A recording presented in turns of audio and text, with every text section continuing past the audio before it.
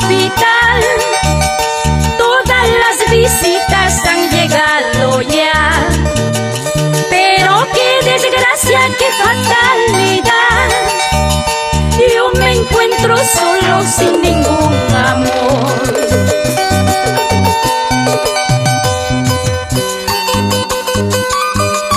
Qué triste es la vida al encontrarse uno solo y enfermo.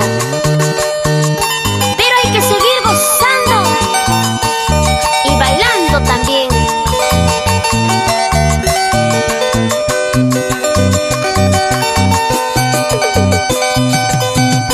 Pasaron minutos, las horas también, pero no ha llegado a quien yo esperé.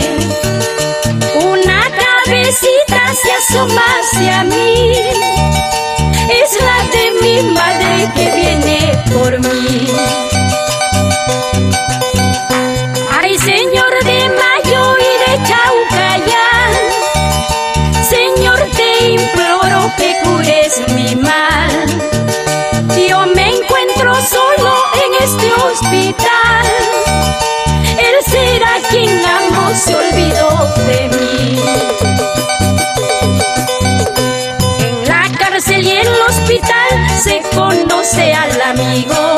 Allí sabes quién te ama, allí sabes quién te aprecia.